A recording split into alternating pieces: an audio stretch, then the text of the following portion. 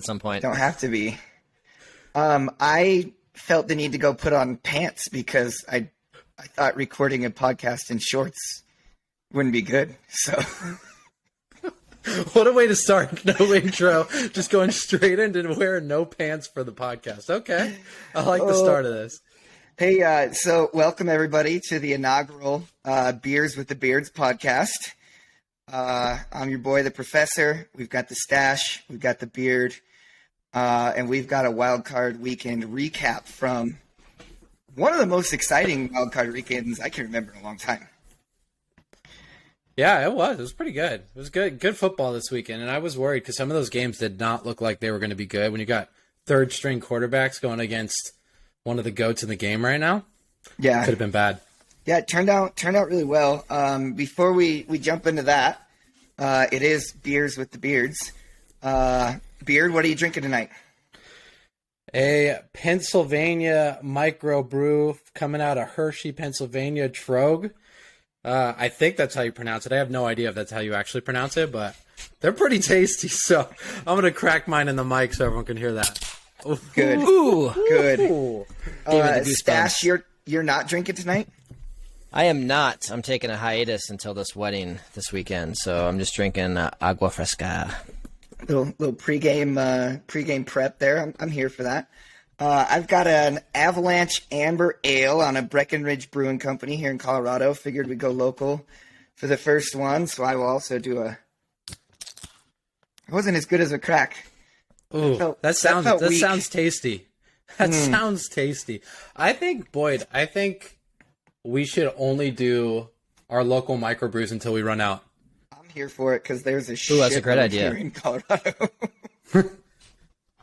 Spence, you'll have to do it wherever you're traveling. For everyone who doesn't know the stash lives that nomad life, that He's life homeless. that we all are envious of. Very, very true. Yeah, so, I mean, Yeah. I'm probably going to be on some, I'll find some non-A's for the next 70 days. So that could be fun, just explore non-A's, you know? We'll see how They're turns popping out. up. Unfortunately. Yeah, they're getting big. Yeah, maybe some mocktails, you know, whatever it takes, but... Maybe I'll do kombuchas for the next few episodes until my dry spree ends. I think Booch technically has an alcohol content. Yeah, but it's different. I'm not drinking 15 booches, on a Friday night trying to get crazy. Otherwise, that's something I might do. You can ask Al about that. I've tried that many times. Getting drunk on hard booch, it's not a good play. It doesn't work. It seems like a recipe for just the worst guts in the world the next day. Yeah, I mean, there's one down at Market Square. Boyd, I'm not sure. I can't remember the name of the joint down there. It's one of the little breweries, and they had a hard booch.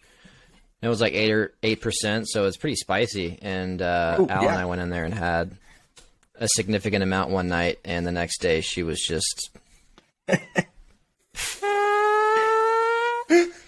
game over, man. It's bad news, man. I'm so glad now we got it. When she starts writing for us, that's just going to be tagged to the front of everything she does.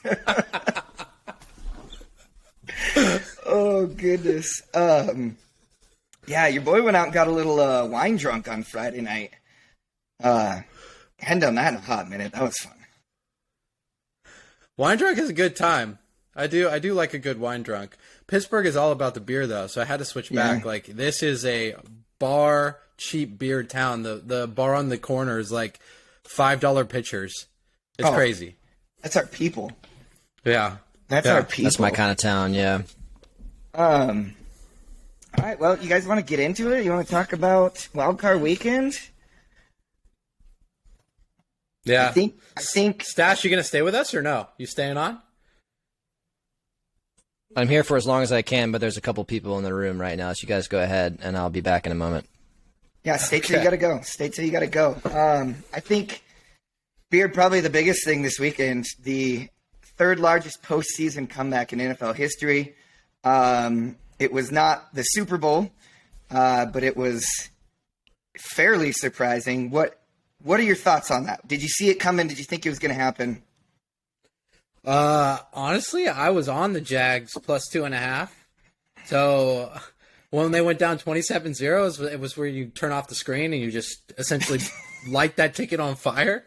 And to come back to it and see 31-30, absolutely wild. But the reality is Lawrence is a winner. That dude is a straight winner. And when you get to the NFL, winners come through. Lawrence came through.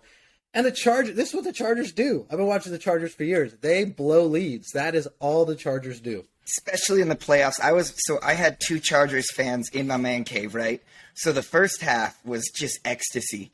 And then about halfway through halftime, I could see one of them starting to get a little nervous. And I was like, what are you nervous about, man? You got this massive lead, And he's like, I've been a Chargers fan for a long time. And to watch the devolution of them as fans from ecstatic and happy and live betting to just sadness. We've all been there, but that's tough in the playoffs. That's tough to see.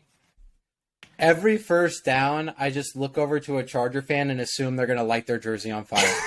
Like, every time someone gets first down, they just know. It doesn't matter. It doesn't matter. It's got to be – it's almost as bad as being a Browns fan. Sorry, Browns fans, but the same kind of logic there where you guys can never, get it done. It's just the way it is. Who do you blame on that? Because they were blaming Staley. They fired their OC today. I mean, you got the talent on the team. You've got Justin Herbert. Last year, he averaged 69 yards in the air for his throws. This year, he was second to last in all QBs in the NFL. He averaged – there's no way he averaged 69 yards. I promise you, I read this stat today. 69.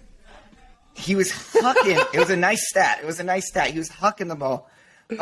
Spence, you're our college football guy. I mean, you watched a lot of Lawrence, I assume. In the day, the Beard says he's a winner. What's the stash say? I mean, he's definitely a winner. I mean, he grew up in the ACC, so the level of competition there is subpar at best on a good day. But, I mean, you have to give your hats off to the kid. This is his first playoff game ever, and he comes out and throws 4 picks in the first half. And instead of crumbling like even maybe some seasoned vets might do, he comes back and leads his team to a victory by balling out and throwing 4 TDs and leaving a last-minute drive to get the game-winning field goal. So, if you ask me, that's a fucking winner. Yeah. Guys, what's crazy is I read a stat. His passer rating in the first half was 24.5. They're down 27. I think they scored right at the end of the half, so 27-7. Second half, he's 144. How the hell in 2 halves do you go from 24.5 to 144 and look that good? It's just hard to do. Is that so? I don't know if you guys saw. If you were watching last night, and Peyton Manning's like, "There's no such thing as a halftime adjustment." Right? Did you guys see that quote where he's like, "During halftime, I'd go to the locker room, I'd eat 2 oranges, I'd go to the bathroom, and then we came back out on the field." So, I mean, everybody's saying, "Oh, this great halftime adjustment." Like, do you think it was nerves? So I read something that was saying the game plan the whole time was to target that receiver or that cornerback that had 3 picks on him in the first half. And then they consistently did it in the second half and just ate him alive after that. I honestly think, and this might be biased from having so many bad beats on teams that go conservative in the second half like they did, tend to blow leads. Not leads that big, but it just doesn't make sense in the NFL to start to go conservative unless you've got a great run game. And Eckler's good, but he's not a true running back. Like Eckler's kind of a scat back, though he's massive. Yeah. That's not his game. That's a valid point, right? I never played football, and I'm certainly not well versed in the NFL. But what I will say is, I think across any sport, when you start playing like to not lose instead of playing to win, you start having bad shit happen. You play to win the game. Yep. That's what I used to love the Sean Payton days. When it was Sean Payton and Drew Brees, they'd be up like 20 points, and Brees still gunning it 60-yard bombs, dude. Like, that was Payton's motto. I'm just going to blow these fools out. I love it. I love Even it. the Speaking hey, of there's like Peyton- 20 seconds left in the first half. Let's just take a knee and go into halftime. And then you've got the people like Josh Heupel who's like, all right, I got 7 seconds left. We're tied up with Alabama at home right now. I'm bringing Bazooka Joe off the bench to launch it into the end zone and see if we can get a garbage TD before halftime. Like, two totally different mindsets going into it. Balls on the But table, what were the or let me complaints just go from ahead. Alabama fans when we ran the score? When Tennessee ran the score up on, was it Vandy?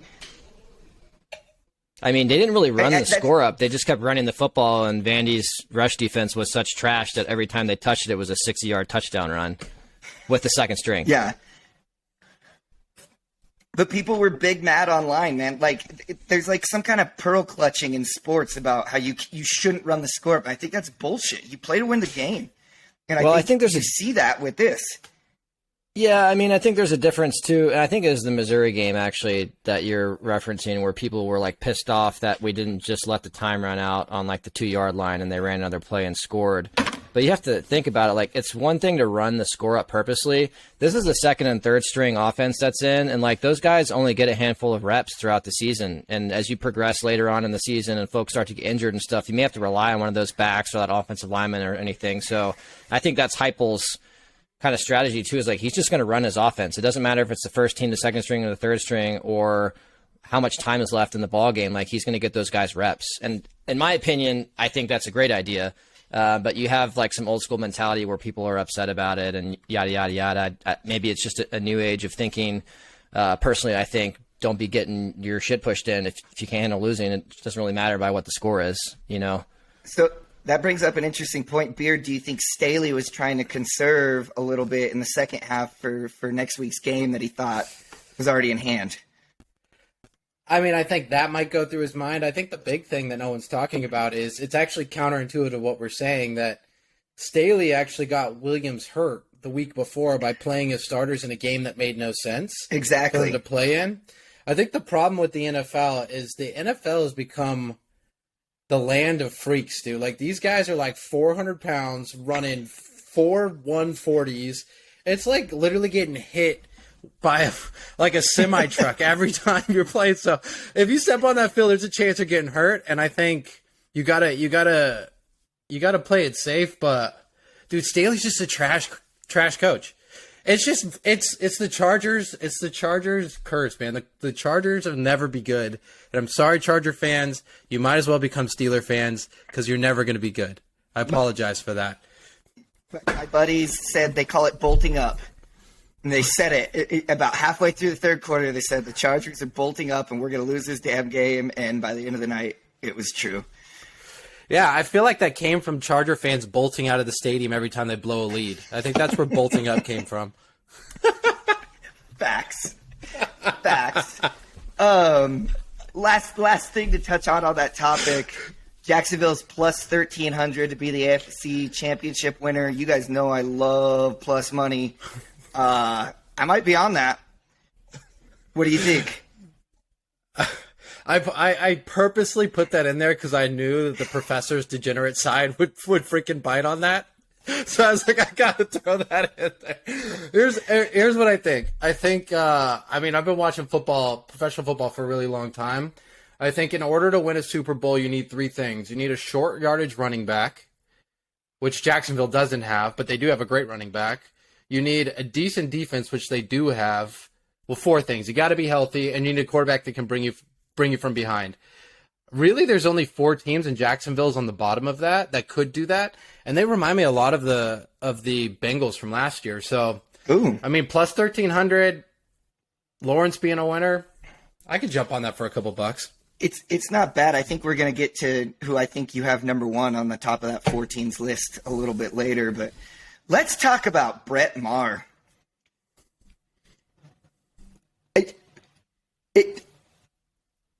How are you a professional kicker? So he missed 4. He'd also missed the last one in last week's Week 18 game, so 5 in a row.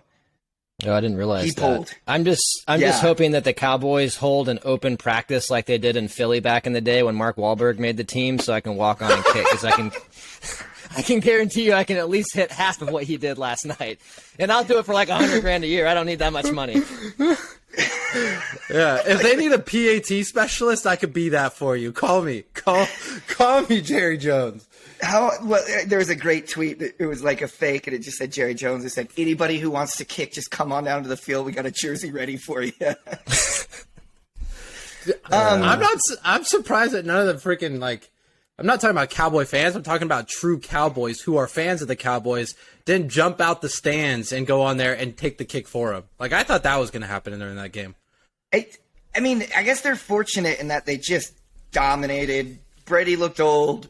The Bucs looked beat. I mean, they got their championship season. They got through it. But they're done as a team, right? They're not going to be good for a while. They're going back to the Bucs we know and love.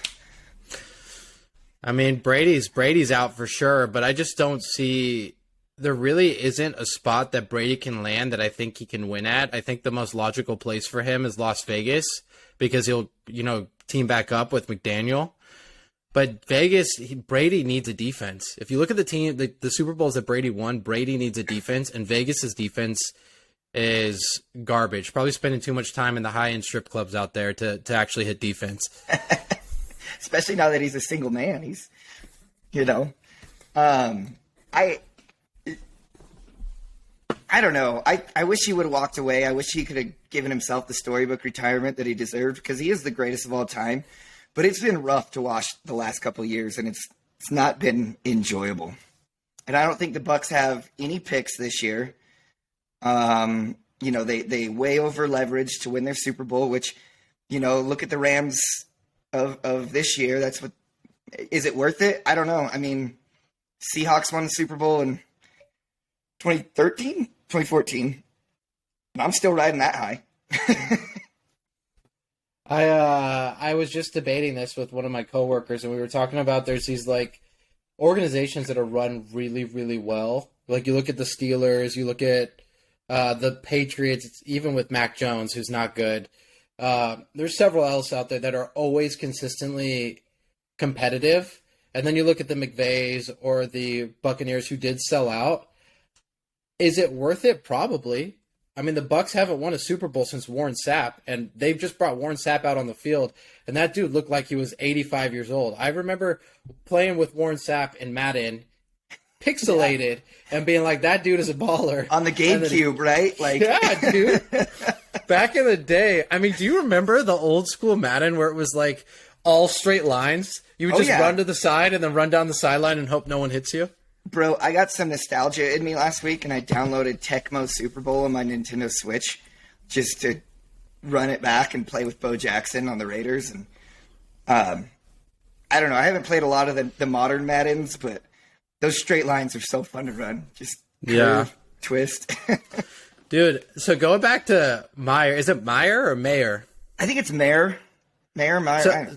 So going back to him, I think there's only two reasons why this dude misses 5 PATs in a row. One, he owes a bunch of money to the mob, and he's betting the under. Ooh. 'Cause he knew the beard was on the over. He owes a bunch of money to the mob, and he's betting the under, and he's throwing games. Or two, he just wanted to be famous for one day. So he's like, how am I going to do that? I'm going to miss as many PATs as possible and trend as a kicker on Twitter. When was the last time outside of Justin Tucker that a kicker trended on Twitter?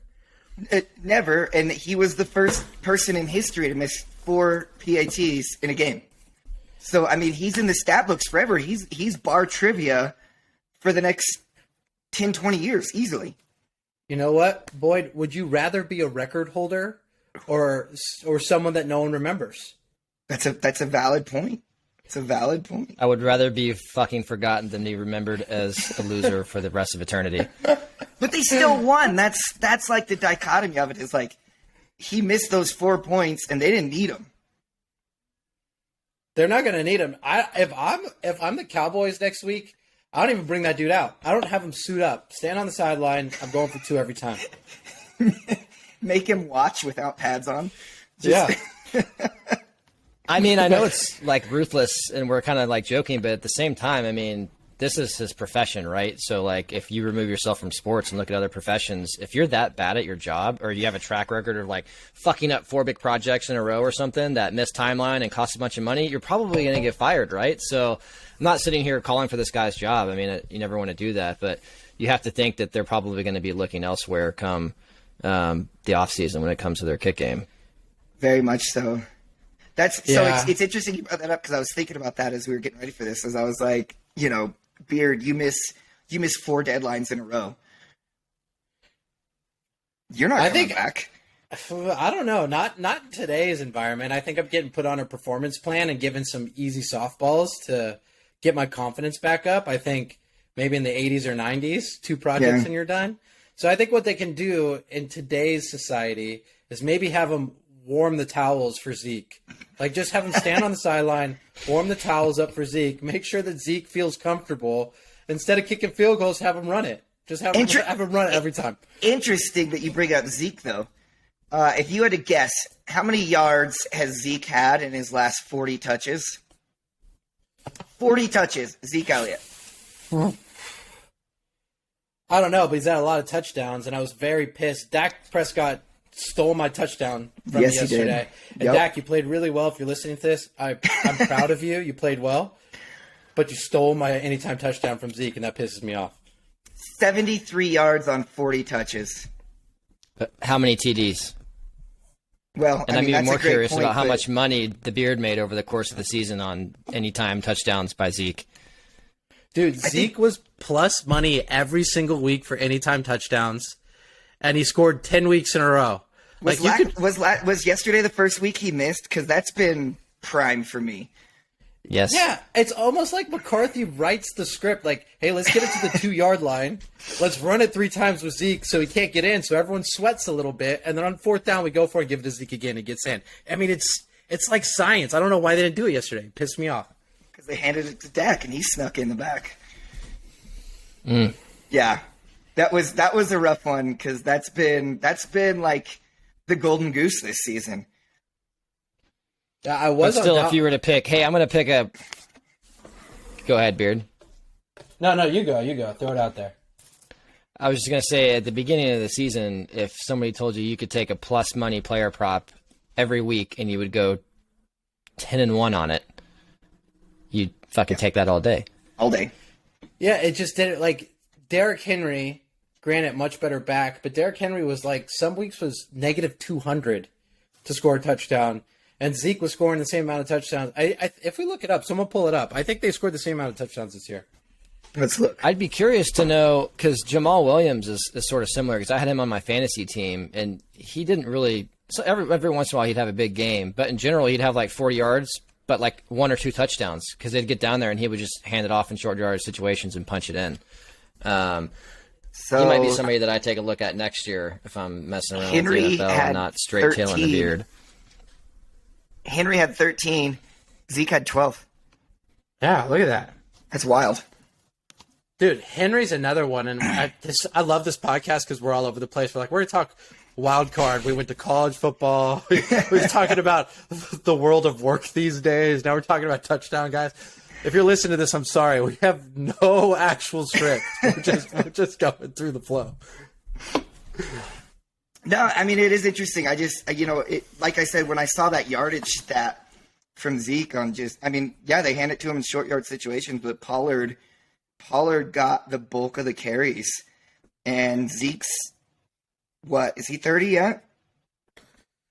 I think he's 28. He might be 29. Pollard's definitely more explosive. Also, Pollard just has more swag. He just looks cooler out there. Like Zeke's used to be cool, but Pollard is cool now. Yeah, you're not wrong. Where did Pollard play college ball? Both of you know, I don't watch any college football, so that is in your realm. Tony Pollard.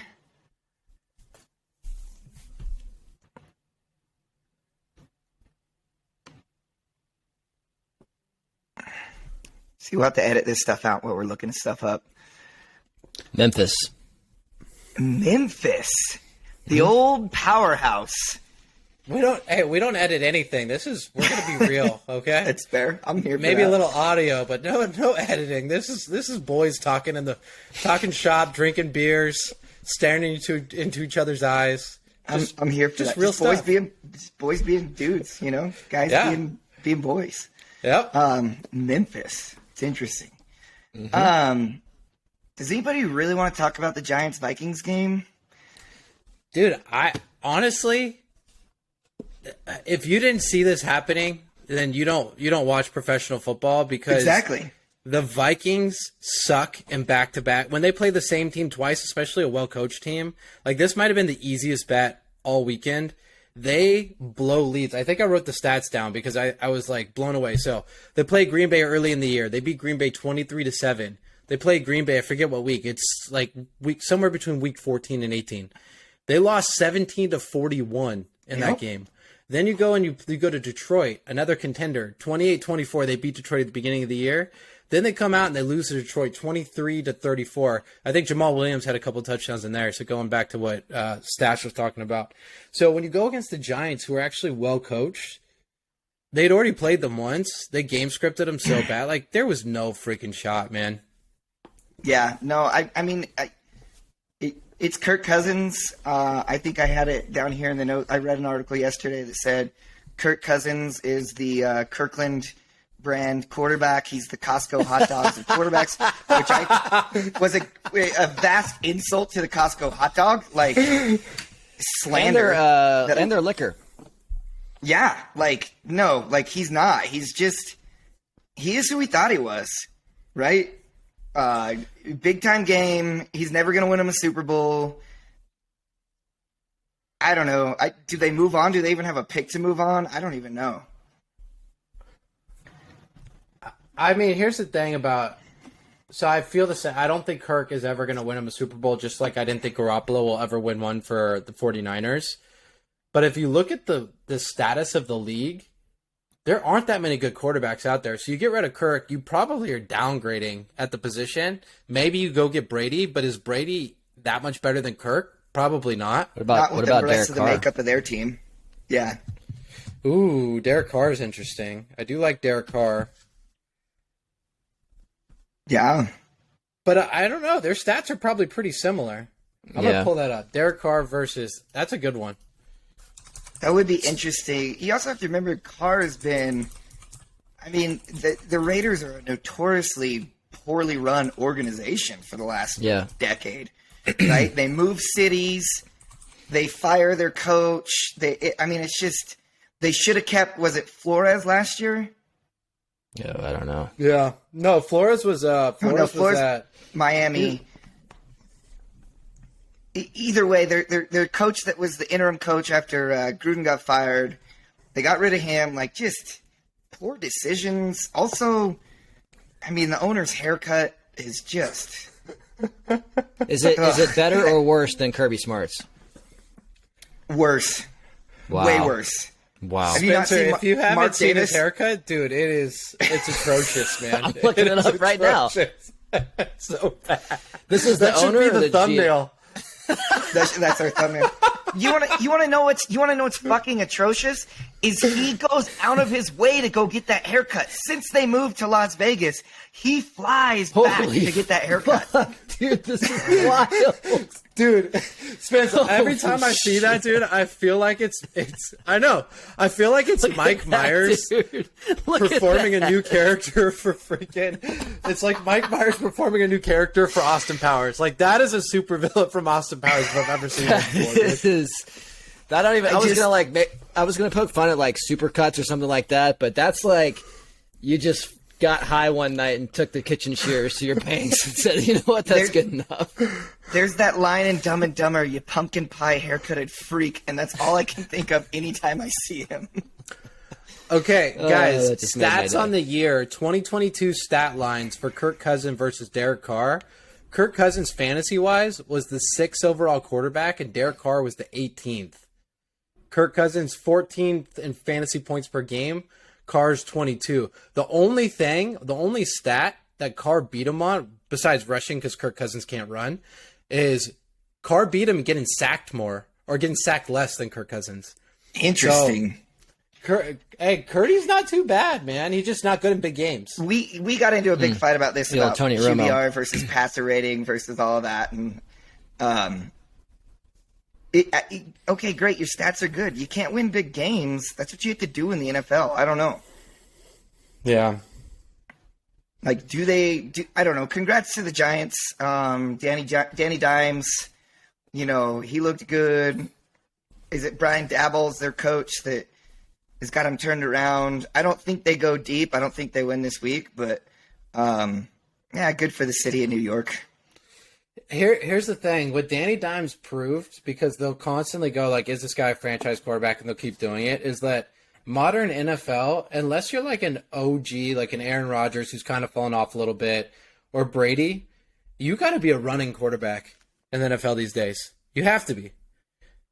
D linemen are too fast, so you're not getting away from these guys. The only guy that's like successfully not really a runner that's still kind of balling is Joe Burrow, but he's so accurate. He's got a He can run though, man. I mean, if you watch, well, I know you don't watch college football, but if you watch that LSU team play, some of his runs were fucking outrageous. I mean, he had like some Heisman moments where he's a mobile dude. Like, he's not a run first type of guy, but he's definitely got the legs to get himself out of situations. I think he definitely meets the criteria that you're talking about, having watched him play a lot of ball. And he's a big body, so he can take the hits. I think that's, and he's just fucking cool. He's just cool. Facts. Coolest dude in the NFL. I'll never talk shit about him. Cool, dude, no matter what. He's too cool. He's one of those people that's in my division. Yeah.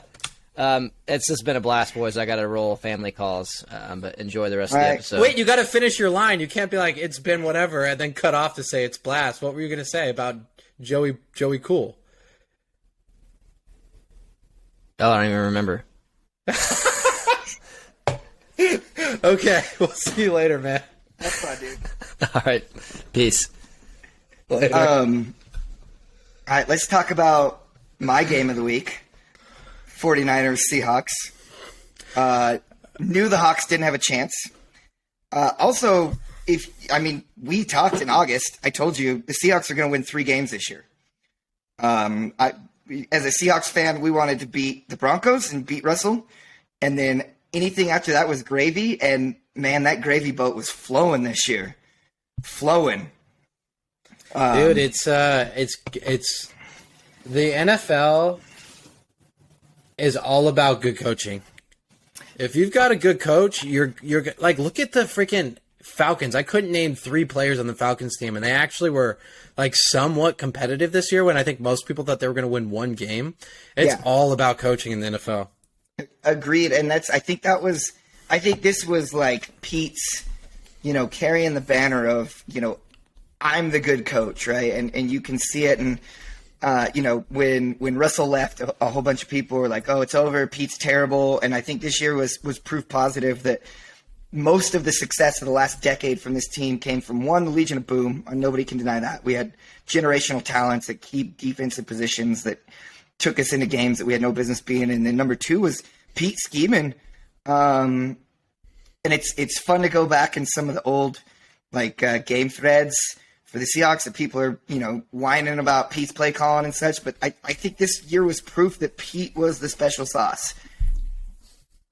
Yeah, I agree. I think Pete is really good at keeping – kind of like Harbaugh.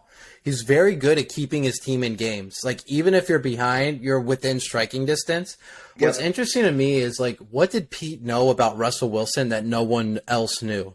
Like, how did Russell Wilson fall off so hard? And he wasn't a system quarterback at the Seahawks. He might have been. I think that's the key. It's just the system isn't the traditional system that you see. He knew how to keep them close enough in games and then turn Russ over to the heroics to make it happen. And Hackett obviously couldn't do that this year with the Broncos. If you watch the last 2 Broncos games after Hackett was fired, like, they won and they scored more than 18 points. So whoever the interim coach is, I live in the Denver area. I had to watch every one of their games this year. It was painful. I still couldn't tell you who the interim coach was. But I think he schemed specifically for Russ's skills of, like, you can dump off in the short term, and then when we really need a play, like, we've got the receivers to make the play for you to huck it to him. Yeah. I think that's what was missing. Like Wilson I don't think anyone doubts that Wilson is one of the best modern deep ball throwers, and maybe his injury this year kind of threw him off a bit. But he also had Lockett, who's just an incredible deep threat. And All-timer, man. Yeah, like maybe that's what it is. It's like Lockett made him better than he actually was, whereas, Mahomes this year proved that it wasn't Tyreek Hill that made him good. Tyreek Hill is definitely a great player. I'm not taking anything from Tyreek Hill, but Mahomes can do it with anyone. Yeah, no, and Mahomes proved that, and that's why he's so good. I think that's a valid point. I don't think Lockett gets the credit that he deserves for the last decade of what he's done for the Seahawks. And then, don't forget he had DK the last couple of years, who's an absolute freak. And Gino how's DK used not him. On roids, dude? How's DK not on roids? He's just a monster. How does a person like that exist? That tall, that fast, that big, like.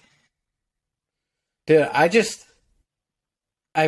look at him and I'm like, there is no way he must have been 12 years old looking like he was 30, dude.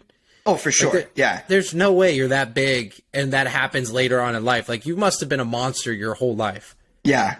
And he still is. I mean, I love him. I love him. It's one of those that you love to have on your team and you wish you had on your team if you don't, And I saw you said no way Gino keeps this up.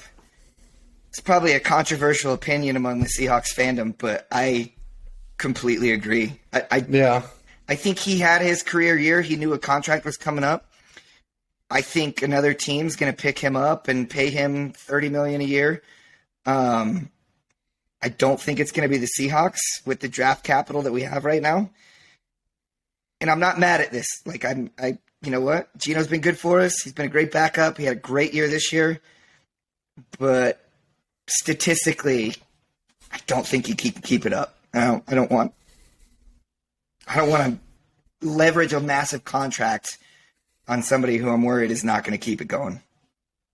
Here's the thing. I also, going back to the guy we were talking about before, I think Lockett made him look a lot better than he was on the deep balls this year as well. When does Lockett freaking start losing a step? Because speed receivers generally, how old is Lockett? Lockett was around during the Legion of Boom. Remember Doug Baldwin, too? Doug Baldwin was so sick, dude. Dougie B giving the finger as he's carted off with a broken leg as his last play. He's only 30. It just feels like he's been around forever. Okay, so maybe he's got a couple more in him. I think Geno Smith, I can't remember the last time a quarterback revived his career late in his career and was consistently good. Like, Geno Smith might end up being like a Ryan Tannehill. They're actually kind of the same player. Like, they're both semi-mobile. They're better at check down. They don't turn the ball over very, very often. But I'm not paying him big money that he's going to want because he's not winning a Super Bowl. There's no way. But if you got the pieces around you, he can consistently get you to the playoffs. That's what Tannehill did. That's not a bad comparison, actually. Yeah, but getting you to the playoffs, imagine being Derrick Henry. Probably, not only does he look like he was a character that was made in Madden, but also probably like one of the greatest power backs of our generation. Like, put him up there with, like the Bo Jacksons or the Earl Thomases. Oh, yeah. And his career has been wasted with garbage QBs his whole time in the NFL. Mariota, Tannehill, Dobbs at the end of the season. Dude, Dobbs. Tennessee faithful. I saw Tennessee so many hero, Tennessee people on Twitter just like, Dobbs is going to get his shine. No way, man. That dude is not an NFL quarterback. Look, I say this as a Tennessee fan. It was fun to see him go back and play for, the Titans, but he's not. I guess he's a respectable backup, which, he's making a hell of a lot more money than I am standing on the side of the sidelines with a clipboard. But, that's interesting. So, one more thing about the Seahawks, then we could talk about the 49ers because they're fun. You said Walker, Marshawn comparison. He runs, dude. I was a huge Marshawn fan, and watching the way that he runs, he doesn't have the same... he's faster than Marshawn for sure. Yeah. But I mean, I just love the way he runs. He's going to be injury prone though. He runs standing up too high. Yeah, I mean the Seahawks love injury prone running backs. If you look at the last decade, outside of Marshawn, every other one made it 4 games through the season. But he stayed fairly healthy this year. Yeah. Who was the guy before him? I love that guy. The guy that had to retire because of the neck issues this year. Rashad Penny. No, not Penny. The guy before Penny, who was like the main guy for 3 or 4 years. Oh man, we gotta look him up too. Now my Seahawks fandom is in question. You sure it wasn't Penny? It's not Penny, but dude, Chase Daniels. So we were just talking about backup quarterbacks. Chase Daniels earned $41 million in his career. Jesus, baby. Clipboard Jesus. Dude, $41 million in his career. I think he's played like 50 snaps maybe, dude. It's amazing. Talk about living the dream. I know. He'll be able to walk normal the rest of his life. It's insane. It's insane. I mean, raise your kids to be backup quarterbacks. That's the way to do it. He started 5 games in the last 13 seasons, but has been employed every single year, dude. He must be like the locker room guy. Like he's got to just be everybody's best friend, right? Like people love him. Me and my dad, and at some point, my dad is actually like very fun to talk sports with. We should get him on here. I'll bring him on the pod, baby. Yeah, my dad, me and him talk about this all the time. What you want in a backup quarterback is someone who's adaptable. Like you can't have just like Huntley, for example. They tried to think Huntley was the poor man's Lamar Jackson. Huntley is not even close to Lamar Jackson, so even using him as a system quarterback doesn't work. Yeah. You need a guy that comes in, doesn't turn the ball over, can kind of plug into any system, and like you said, be a locker room dude. Like Chase Daniels knows his role. He knows he's not the starter. He's just there pumping the starter up, dude, and he's making bank. Like, I want that gig. No, it's beautiful. Chris Carson was the running back you were thinking of. Yes. He was fun, man. Remember Thomas Rawls for 1 year, dude? Oh, yeah. Dude, I remember Thomas Rawls for 1 year. I think he won me my fantasy championship that year. Yeah. Thomas Rawls, 1 year wonders, football running backs. Thomas Rawls, freaking Peyton Hillis. Oh, makes it to the Madden cover. Yeah, dude. Man. He ended up in the ICU recently. He saved his kids from drowning in the ocean. I saw that. Yeah, saved them in the ocean. That's insane. Yeah. Good for him. What about the Niners, man? The Niners, I think you thought I was going to say the Niners are the people at the top of my 4, but they're not. The Niners are not at the top of my 4. I think the Niners are legit, but again, going back to like that breakdown, Purdy's done it, but he hasn't proven to me that he is a come-from-behind guy. Like, he's never actually been playing from behind. So I was going to say, what if you don't have to? If your defense is that good and you've got Christian McCaffrey running all over people and Deebo Samuel running all over people, do you need to play from behind? So here's a hot take. If Deebo Samuel gets hurt, they have no shot. Everyone's saying it's C-Mac, and don't get me wrong, C-Mac has been incredible for them. But what Deebo Samuel brings for that team is he up-levels everyone. So if Deebo's on the field, C-Mac has more lanes because Deebo could take that jet sweep, so they have to respect that. Deebo runs a short route, and he's like an Odell where he could take that short route 70 yards. So they can't double coverage Ayuk. They got to guard him. And then he also clears out the middle of the field for Kittle. So Kittle has been balling out with Purdy. If Deebo goes down, they have no shot. And if they fall behind, mark my words, if they fall behind by more than 10 points, they're not winning. You don't think that Ayuk and CMC and Kittle open it up enough for each other? They have to have those 4. I mean, because think about the 4 names we just talked about. That's insane on a team. Like, that is championship caliber. That's why they've done so well. That's why they've won 10 in a row, 11 in a row now, I think. What's even wilder to me is that, so they had to trade to get C-Mac, and one of the greatest, that was such a great trade to get C-Mac because I think everyone was down on him because he had this. Leasing. Yeah, dude, injury years, amazing. The fact that he comes in 3 days in camp and then plays the next game and plays significant snaps just shows you what a badass that dude is. But this is so random and off topic, but kind of tangential. look at the freaking Bengals, dude. The Bengals drafted every star on their team, and if you're talking about talent on one team, T. Higgins, Tyler Jamar Boyd, Chase. Jamar Chase, Burrow, Joe Cool, and Mixon. Like, that's insane, dude. That is pretty impressive. I think it's why it's turned their franchise around. But the 49ers have traded for a lot of talent on their team, and they're doing okay too. Yeah, but it goes back to what we were saying. Are they all in now?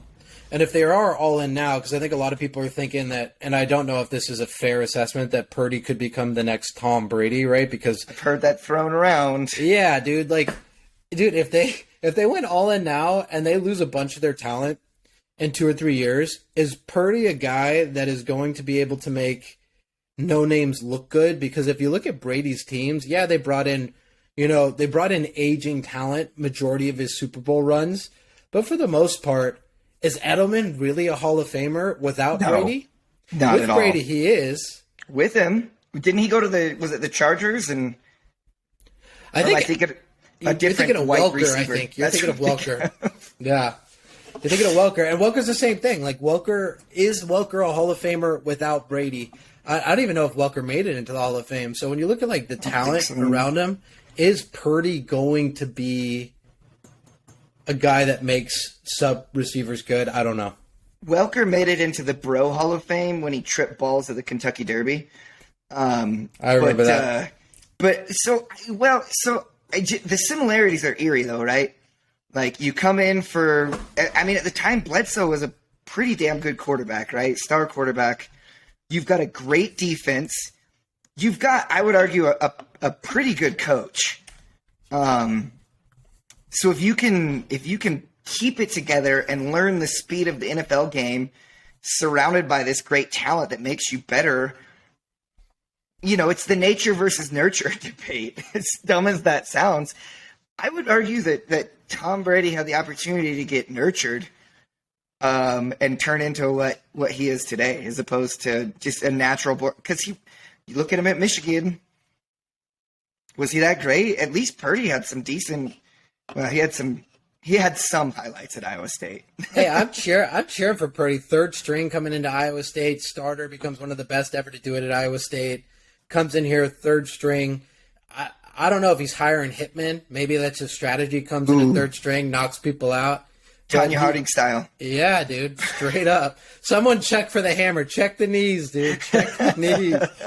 But I mean, I think you're right about Brady getting nurtured, but also it's like the luck of the draw. How many quarterbacks have been drafted into crappy systems and fizzled out because they were in a crappy system? Like, Lawrence is kind of beating the odds because everyone who's been drafted into the Jaguars franchise has been terrible as a quarterback. Awful. Yep. And then you look at the Brady era, right? And how many, like, Garoppolo has been to a Super Bowl. Matt Castle, was a 700. He took the Chiefs to he took them to the AFC Championship or something. Yeah, and he had a great year when he was on the Patriots as well. And even Jacoby Brissett. Jacoby Brissett was drafted by them, was a winning quarterback there, and now has become a pretty prominent backup. So I think... So I believe a Seattle backup at one point. Who? If I'm not mistaken, Jacoby? No, Colts is what I'm thinking of. Yeah, I was going to say, you had it's been Geno, and there was one other guy there. Who was the other guy there? That's what I'm trying to think through. I mean, back 10 years ago, Hasselbeck was backing up dude, Russ. Man. Dude, I love that dude. He's a Seahawk for life. He was the only one who picked the Seahawks on Saturday. The Hasselbeck was I remember sitting in a bar somewhere random, and the screen comes on, and Hasselbeck's warming up. I was like, how the hell is Hasselbeck still in the league? He looked like he was 50 years old, warming probably up. 2012. They probably Dude, it was insane, man. Plus, he owns one of the most iconic Seahawks moments for disappointment. We want the ball, and we're going to score. Give me the play-by-play on that moment. It was overtime game, coin flip. They've got him mic'd up out at the coin flip. Seahawks win the coin toss. He's the captain. He says, "We want the ball and we're going to score." Proceeds to turn the ball over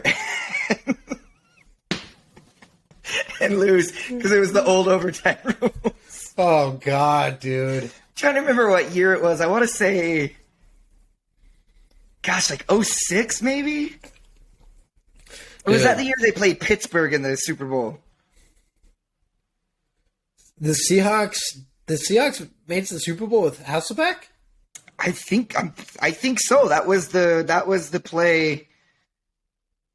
That's not the Santonio Holmes play, is it? I think it was, where he was very clearly down, and yet they gave him a touchdown. 1 yard short. That's all I'm saying. Hey. All right, enough NFC team. I'm going to say it right now. Niners win the Super Bowl. Ooh, I can't wait till we do this every week and the Niners are, the Niners are playing the Cowboys and I don't think the Cowboys, so the 4 teams I think are the Niners, the Cowboys, the Jags, which is a long shot. I know people are going to roast me for that, but the Jags have something in them, and the Eagles. And people are like, what about the Chiefs? What about the Bills? 2 reasons why the Chiefs maybe because Mahomes is so good. The Bills do not have a running back. And until they get a running back, they are forcing Josh Allen to do too much. And the bigger the game gets, the more he tries. So he's throwing a lot of picks recently. They're going to end up losing a close game. He's the league leader in interceptions, 16 this year. But it's because you're right. He has no running game, so he's got to force balls. They almost lost to the Dolphins with third-string Skyler, who the fuck cares his last name, because we're never going to see him again. Yeah.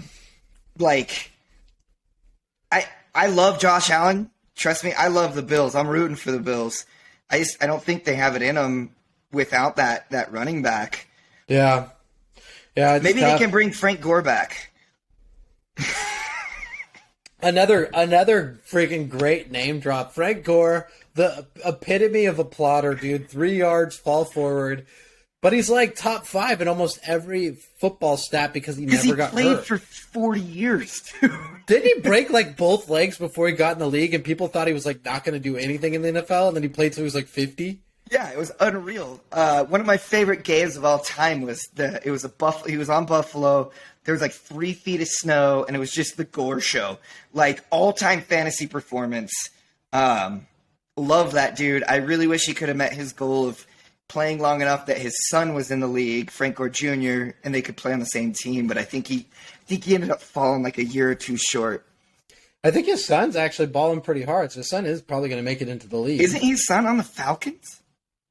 I thought he was in college still. I thought he finally made it. Let's see. Let's pull it up. Nope, I'm wrong. Okay, he's still at Southern Miss. Yeah, but I think he's gonna make it, dude. He's pretty good. Of course he was. He's football royalty.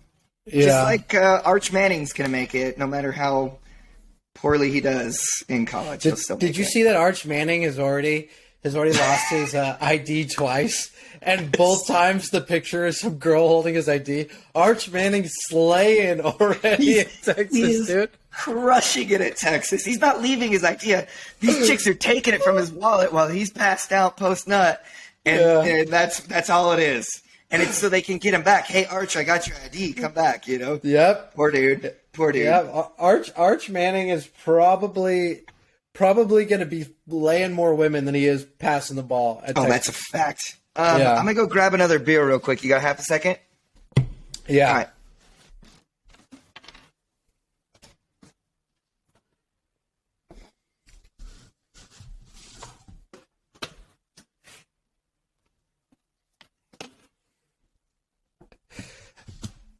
Dude, I could do this every night for the rest of my life if my schedule would allow.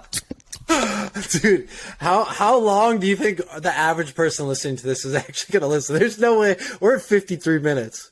Dude, long form podcasts. Look at Dan Carlin. His hardcore history podcasts are 4 hours, and it's one of the most popular ones ever. Look at other sports ones, an hour and a half. People get into that very quickly. That All In one that we listen to is generally an hour to an hour and a half, and I listen to it every freaking week. Yeah, find the right people. You know, you just got to relate. You got to relate to people. But also, like I say, we can edit this. There's definitely some clippable moments in this recording. No editing. For sure. Zero editing. I'm saying we can clip for content too. You know, I want people, if you're listening to this, to put in the comments, like, A, should we edit it? But B, we're debating using AI to do clipping. I want to know what people think about that. I want to know what people think. I mean, look, we're going to run it through regardless. I just want to see what it actually produces. It'll be really interesting. It's an interesting experiment. Yeah. Fucking love AI. Yeah. Last game of the week. Bengals over the Ravens. Lamar Jackson, not even in the stadium. Might have had another poop incident. I don't know. What do you think about that? Like, I get that he bet on himself this season, but dude, sitting out the last 3 to 4 games as a player, as somebody who's played team sports, like, it rubs me the wrong way, man. Like, I get it, and I get it's your livelihood. I also get that you don't have an agent, but you can't even show up on the sidelines for your boys with a PCL strain. I've strained my PCL. Done it. Dude, I think I cracked my my sternum last night playing indoor recreational soccer. And Are you I would back have on been. that? I thought you quit. I did quit, and then I went back out there, man. The team needed me, and now I'm like, this is why I don't do it anymore. That's dude. a fucking team guy right there, though. Lamar, get your ass out there, dude. Get Thank your you. ass out there. Dude, I think Lamar... Okay, so Lamar is a very intriguing individual because his progression as a passer has not actually, like, hasn't progressed at the rate that I think he wants to get paid. But he is such an elusive runner, and his durability up until this year has been pretty good, that teams will bet on him. But again, he will not win a Super Bowl. He's like to me, he's like and people are going to be so mad that I say this, he's like a poor man's Mike Vick. Because Mike Vick was inconsistent, but Mike Vick was not afraid to sling it. Lamar Jackson looks scared every time he's throwing the ball. I'm going to be honest, I haven't watched a lot of Ravens games this year. That's not a terribly invalid comparison. The highlights that I've seen, he's an electric runner. Vic could sling it though. That's what I'm saying. Vic was inconsistent though. Yeah. I think Lamar's benefited a lot from his receivers that he's had. Who's that tight end that they've got there? Mark Andrews. Mark Andrews is, just hands of gold. He can catch anything. Mark Andrews is great. They had Hollywood Brown. He's good, but he drops a lot of passes, kind of like my boy Deontay. Always dropping freaking passes, man. If Deontay could catch the ball, like, he makes all the difficult catches, drops all the easy ones, and I think he set a record this year for most catches without a touchdown. Like, that's impressive in and of itself. He caught the ball 87 times and didn't get a touchdown. I feel like, wow. Whoa. Yeah. Really? Yeah. Yeah. Damn. Yeah. I feel like that's what happened to Herbert a little bit in the second half of that game, was he was hitting his receivers in the chest and they could not pull a pass in. Which is crazy because, I didn't catch the back half. I was like the rest of the United States and turned that game off at halftime. Twitter. And I should have kept. I know. I'm very upset with myself. But there's guys like Keenan Allen there who have been so consistently good for so long. Like, I just don't see. I got to go back and watch it. I don't see how you don't just go to a guy like him who's such a great route runner to move the chains and drain the clock. Just feed it. Yeah. I would love to get like a data scientist on here to say, if they ran the play clock down all the way to 1 second left every single time, what was the probability of them winning that game? And how many first downs do they need to run it out? Like, I think that would be really interesting to see, because it just so happens that the professor works with some data scientists and might be able to get that pulled pretty quickly if I talk to the right people. So I think you should. I'll see if somebody can. That's got to be a pretty quick query. I just don't have the skills to do it. But yeah, no, that's. I don't know. Historic meltdown. That's a historic meltdown. I think it's up there with 28-3. Other than you're facing Trevor Lawrence and not Tom Brady, the greatest of all time, right? Like, I will consistently give the Falcons a pass on that because you're playing Tom Brady and the Patriots. I remember watching that game live and just knowing that I was just like, there's no. And I think at the time, it was kind of like Tiger in his prime. When Tiger teed it up, you knew Tiger was winning. Brady in his prime, it doesn't matter how far down he was still in the game. Yeah. Yeah. No, I completely agree. Oh, speaking of Tiger, are we going to see him play a major this year? Man, Tiger is like the Washington Wizards version of Michael Jordan at this point. like Tiger's got to hang it up, man. His leg looks like it was bit by Jaws, dude. Have you seen the picture? I have. It's gross. Yeah. I hope that the league changes the rules for him so he can just be in a cart. Because that's what he can't do. He can't walk. He said that multiple times. He can't walk in 18. He couldn't do it 4 times in a row. So, yeah. But I mean, if the PGA, I can't even call it the league. If the tour, the PGA, the tour, if the tour wouldn't change the rules for the dude who's an amputee, the degenerate himself, John Daly, the gambling man god, then they're not changing it for Tiger Woods. It's different draws. I remember probably about 20 years ago there was a debate. There was a dude that was like an amputee. He had to lose one of his legs, and he was trying to get a tour card, and they wouldn't change the rules to put him in a cart, and so he didn't end up doing it. Yeah, that's a bad look for the tour, dude. This was like pre-social media days, so like. If that were to happen today, so I'm saying if Tiger wants to rally his social media base and say, hey, make him change the rules so I can drive, I'm here for it. What do we get out of them walking other than like 2 iconic shots a year, them walking up 18? And guess what? If they're about to win, they'll probably walk anyways, right? Yeah, maybe that's the new rule. Like if you hit a 6 shot, then you walk. Yeah. You know, but I think the game would go faster if they did it in carts. I'm all for and all the like golf elitists are going to be so mad at this, but like I am all for give those dudes shot trackers so they know exactly what the distance is. Give them carts. Yeah. Let's make these 3-hour rounds. Yeah. Like what was it? 2 weeks ago, I was watching like the Hero World Challenge, and like it was on NBC. It was on for 2 hours. They made it through half the round, and then they're like, "Yeah, we'll finish the rest on the Golf Channel." I'm like, number one, do you even care about your product?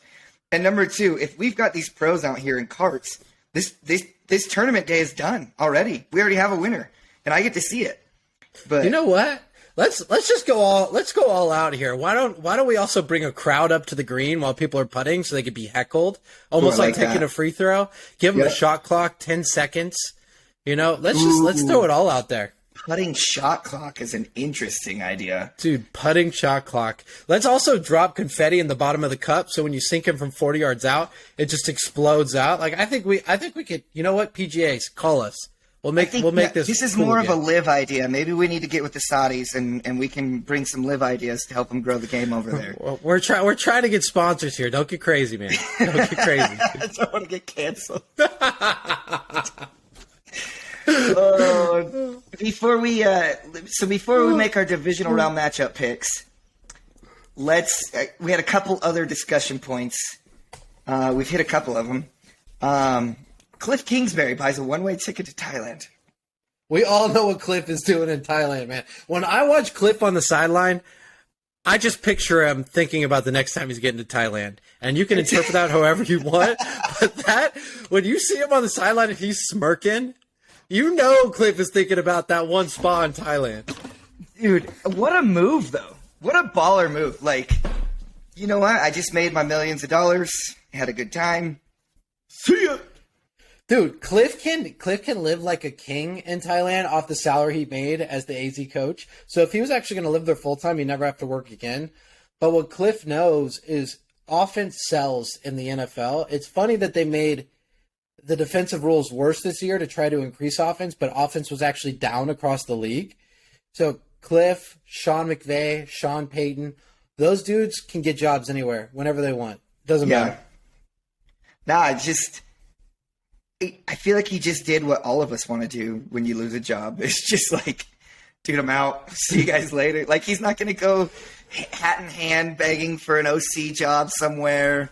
Like, he went to Thailand with a super hot model, and he's just going to hang out. And I'm definitely here for that attitude. Yeah, I pictured him going to Thailand in a seersucker suit, with a flip phone because he got rid of his normal phone and no one can contact him. Just a burner and his seersucker suit. Getting off dripping wet in sweat. Fanning himself. Just Yeah. so good. And everybody he needs to talk to in Thailand has that burner phone number, and that's all he needs. There's four numbers in that phone, and that's all he needs. That's amazing. We already talked Lamar. I wanted Spitzer to be around for C.J. Stroud declaring for the draft. Let's cue it for next week. Yeah, I will. It's an interesting topic because traditionally Ohio State quarterbacks have not done incredibly well in the last 2 decades in the NFL. So I think it's a good one we can talk next week. This one might be a good one. So talking about Arizona and Cliff Kingsbury, who makes sense for Kyler Murray? Is it Sean Payton?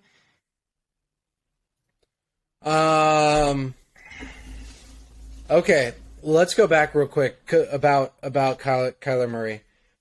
Who would you rather have, Kyler Murray or Lamar Jackson? Same contract. Ooh. That's a tough question, man. I think Kyler. I think they're the same age, aren't they? They're pretty close. Lamar Jackson is always he's super young. I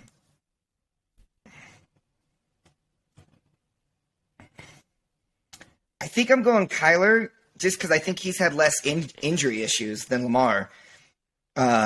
Except he tore his ACL this year. Yeah, what about you? I think he's just more complete. I think Cliff made his system too complex, which kind of limited Kyler, in my opinion. But I'll throw another wrinkle in there. Kyler in a Warzone released year or Lamar. Well, I mean, if Warzone's coming out, I'm taking Lamar all day long. That's a good. But that's the weird thing, right? They both have kind of these strange. I don't want to call them off-field issues because they're not issues. They're being their own people, which I think we should allow these quarterbacks to do. But that whole Call of Duty thing was really, really strange. Yeah. But the whole Lamar not even showing up for his team's playoff game is, gosh, that's more worrisome than somebody who likes video games in my mind. Yeah, I don't know, man. The video game thing is interesting to me. It seems that more and more athletes, and maybe it's better because it's keeping them out of trouble. And this takes me back. This is I love this because we could just talk about the most random shit. But it keeps them out of trouble, which is great. Would you rather have someone who's addicted to video games or addicted to clubbing? Yeah, definitely video games, right? Because at least I know they don't have the potential of shooting themselves in the leg. A la, was that Vontaze Perfect? No, Plaxico, dude. That's what it was, Plexico Burst. Shout out Plaxico. Dude, what about... That's another interesting topic. So nowadays, you talked about social media and the impact it's had. How do these guys like Joe Namath? There's that famous picture of Joe Namath sitting on the poolside. All the reporters, he had a line of girls running through that room as well. Back in the 70s and 80s, how did these guys link up with these groupies? Because nowadays it's just mass message DM and someone's showing up. Instagram. What did these guys do back then? Dude, back in the day, the groupies put in more effort. They showed up where they would be. But how did they know they would be there, though? You get your boys to put your word out on the street.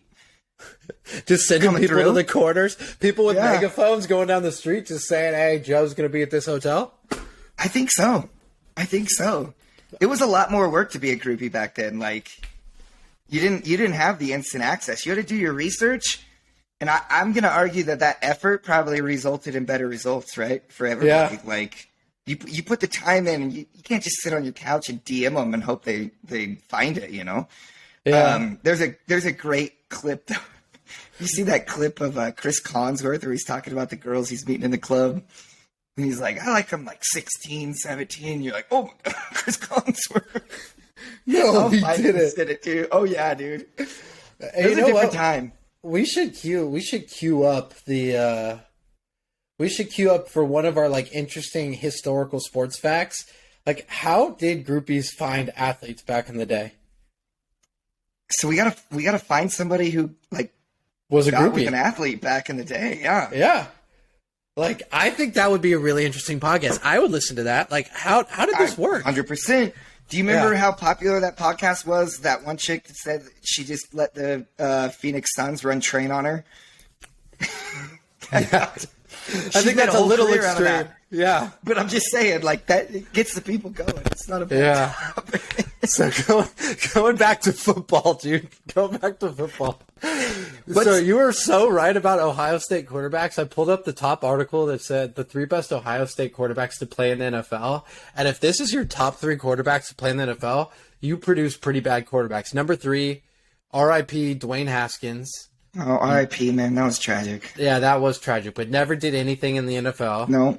Number 2, Troy Smith, also never did anything in Whom? the NFL. Troy Smith, I think he was a backup for the majority of his career. Yeah, never ended up being productive as an NFL quarterback. He started just 8 games over 4 seasons. I think he actually might have went to the CFL. And he's number 2. And number 1, this guy could be good. This guy's like actually a bigger and faster version of Lamar Jackson, Justin Fields. So I think Fields has a lot of potential, but he would legitimately be the best Ohio State quarterback of the last 2 or 3 decades. I mean, it's interesting because they have such success, you know, like they've not been a bad team. They've won national championships, but their quarterbacks just never convert. I think Fields is their best bet. Yeah. And he looked good for the Bears, you know, towards the end of the year. People are hyped on him as long as he can stay healthy. They had Terrell Pryor too, who was a baller, but when he went to the NFL, he became a receiver. That's right. I'm looking at their quarterbacks. Yeah, how have they been a relevant football team? Their quarterbacks have been terrible, dude. It's pretty incredible. Yeah. It's pretty incredible. I mean, I think it speaks to the system. I mean, Urban Meyer never really created great quarterbacks, right? Like, who was his best quarterback? Tim Tebow. We saw what he did in the league. No disrespect to Tebow. He's a great commentator. But he's not an NFL caliber quarterback, right? We saw that. That's why he's not in the NFL anymore. And he was probably the best one Urban had. No, I take that back. Excuse me. Alex Smith is the best quarterback that Urban Meyer ever coached. Alex Smith was the Ryan Tannehill before Ryan Tannehill. And Alex Smith was actually, in my opinion, was a better quarterback. Never got enough credit in the NFL. They were always doubting him, but that dude was a winner. He was another guy that just knew how to win. I think had he not had that injury in Washington, he would have turned that franchise around. That injury was so gross, almost as bad. So like my dad always talks about watching the Bo Jackson injury live and how disgusting that thing was. But that and the Dak Prescott foot injury, I don't know if you watched that live. Oh, the Dak one was bad. Oh, that was gross, man. The Dak one was really bad. Yeah. Ugh, forgot about that. I can't believe he's back from that. I don't think there was video of this, but Teddy Bridgewater had Teddy Bridgewater almost died on the field. It was a practice injury. He broke his leg, and I don't know if I want to see that one. I thought it was non-contact too, which was crazy. Like just planted and everything went. Just exploded. Kind of like the Sean Livingston. I don't know if you've ever seen that, but the Sean Livingston NBA one. Pull it up on the computer. Let's get a live reaction. Don't show it on the screen though, because I can't handle it. Sean Livingston knee injury. Let's go. Find a video.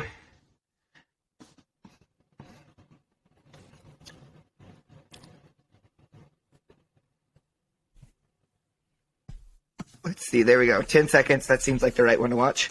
Oh, God.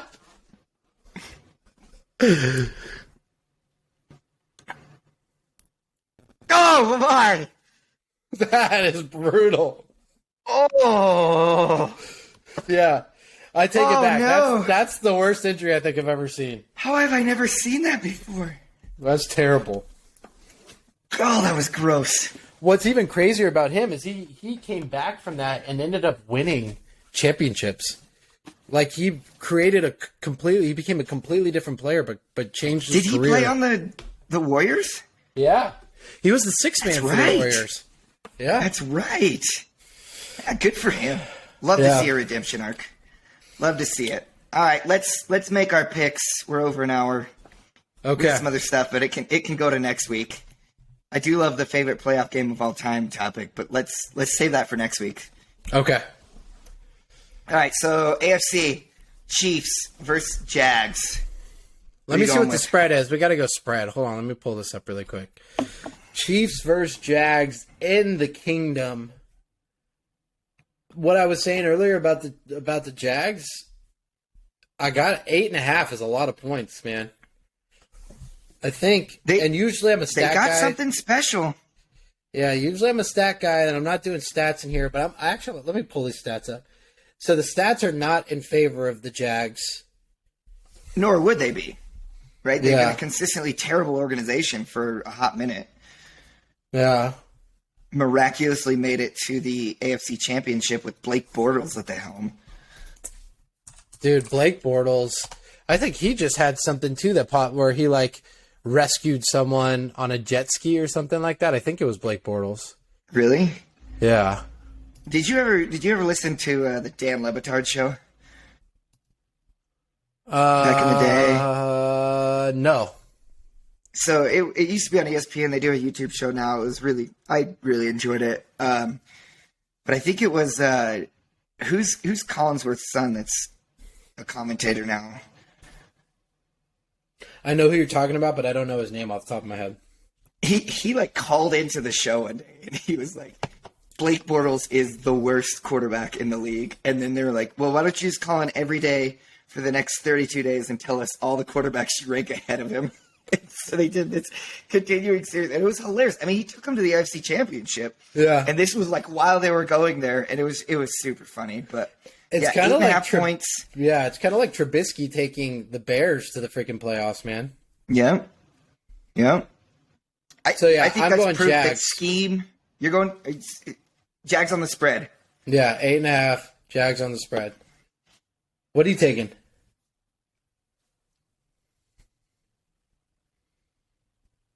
I take the money line. The Jags money line. The professor's back, dude. The professor's back. Man, I don't think I shared a lot of my bets this weekend, but I was live betting for most of the games because I was with my buddies and we were, having a good time, and made some pretty decent money live betting this weekend. I was betting plays, next series punt, next series field goal, which is a terrible, terrible strategy. Yeah. But you can miss a lot, and as long as you make on a couple, it covers up a lot of your losses. Yeah. So, I think I ended the weekend up 15 units just off of that, and I lost a ton of bets. You can go into my DraftKings and see, but the ones I hit were just hitting 15 units. Yeah, I thought I did well with the Dalton Schultz anytime touchdown for plus 260, and you hit 15 units this week. That's good. I'm hitting most of these were plus 360, but they're volatile. They're super volatile, and all you need to do is really hit a couple, and you're back up. And so, I haven't decided on that one. I might tell you on the spread. That's the smart play, but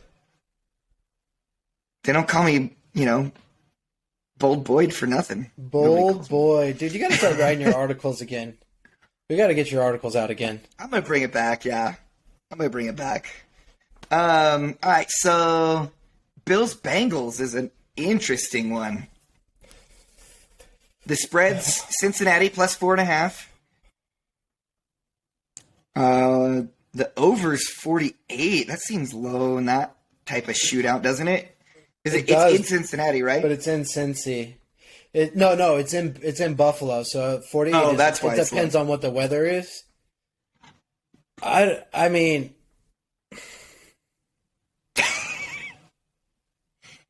I think I gotta go. I love Joey B, but they don't have an O line right now. And they are much better injured at home. Yeah, they're much better at home than they are on the road. the Bills I have no faith in the Bills either right now, and 4.5 is this weird number. I'd probably pass on this game, to be honest. What do you say? You're not going to touch the under? If it's in Buffalo, the under is interesting because you never know what the weather's going to do. And if it snows, it becomes a 7-3 playoff game. You know what I mean? Yeah. The under is -108, so not great juice there. Maybe parlay that with like a player prop. Maybe let's look and see. Maybe there's some tasty props. You know what I think I would do on this? I think I would go. If I'm gonna do this, I would do I would do a teaser, 7-point teaser, and I would do the Jags and the Bengals. I do not think that the Bengals are going to get beat by 10 points. I don't know. I don't think they're going to win either, but I don't think they're getting beat by 10 points. I don't think the Bills can put anyone away right now. But the bet to play with the Bills this year has been Bills team total first half. I don't know how often that's hit, but it seems like it hits every freaking week. You're right. That's the play I would go for. It hit last week, didn't it? Yeah. Pretty sure. Total points, first half, Bills. Nope, that's just over 13.5. Yeah, it hit 2 touchdowns. It hit in the first quarter, dude. It hit in the first quarter last week. Yeah. I think I'm waiting on that one until getting closer to what we see what the weather's going to be. Because, like, I got a storm system moving across right now. You know, it's pushing east. Who knows? Yeah. I mean, the weather in Pittsburgh today is pretty good. But is it? That's what I would go. I'd go teasers. I don't think Jacksonville's losing by 15.5. So getting 2 touchdowns, Jacksonville, with the way that they're playing. Doug Peterson's a good coach. I like that. Also, I'm a big fan in going after teams that have rested. Like, people think that resting is good in the NFL. I actually think it makes you rusty. You see that with every bowl game, the college football playoffs, that time off. That's why I was hammering the over on all of the college football games, because I was like, dude, these guys are rusty and their points are going to come. Yeah. So, I like it. All right. Eagles, Giants. Eagles are -7.5. The over is 48.5. Do we know? Let's look up if Josh Sweat is back, because that's a big deal. Let me see if he's back.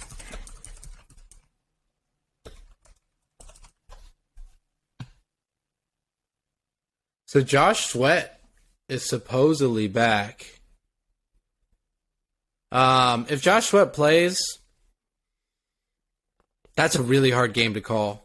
Man, that's a hard one to call too, because the Giants are just so well coached, but they've come out a few times that just look like absolute shit, dude. So yeah, they've shit the bed more than a couple times this year, but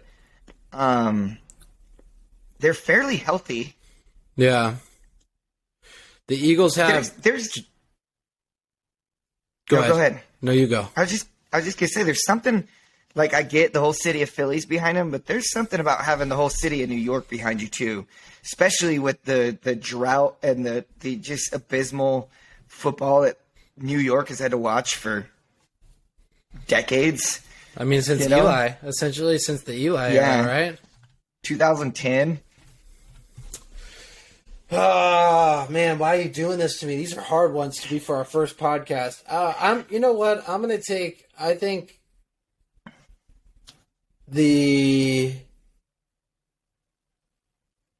I'm gonna go under. I'm gonna take the under on the game. It's a good move. 48, right? 48 points. Yeah. I'm gonna go under. I'm gonna go on a wild one. First touchdown scorer, A.J. Brown. Ooh! Against plus 700. Going for it. Against the hero from this week. Freaking stepping up on check down Kurt's big play. I mean, dude, how, with the game on the line, are you going to throw on a 4th and 8, 3 yards? Come on, Kurt. Yeah, that was Kirk Cousins. That's who he is. Yeah, I think if we're gonna go, let's do touchdowns after this. That'll be our closeout. Anytime touchdowns, because I love those. But we should pull up odds on it so that we can actually like talk about the money on it. So I'm gonna take the under on that game, under 48.5. If we're going just straight line, I'm with you on the under. I don't think they're scoring a lot more than that. I think it's going to be like a 17-14 style game, I think. Yeah. Yeah, I think we're going to have... Actually, I would probably go under first half because I think they're going to both come out with too much weight on their shoulders. That's probably a better play. They're going to kind of settle in. I don't see Jalen Hurts being in rhythm. So he's going to take him a quarter or two to kind of get in. Yeah, so I'd say under first half. I don't know what the line is on that, but that'd be the play for me. I could tell you the line right now. I got it up. No, I can't.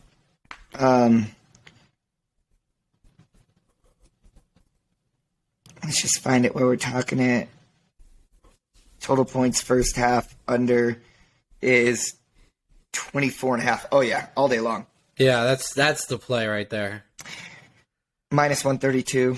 All right, and then last game of the weekend, San Francisco, Dallas Cowboys, Mr. Irrelevant versus Jerry's World. It's in San Francisco, right? Yeah. The weather played maybe a little bit of a factor last week. You got to remember the Cowboys play inside on all their home games. Yeah. It was rainy. It was ugly.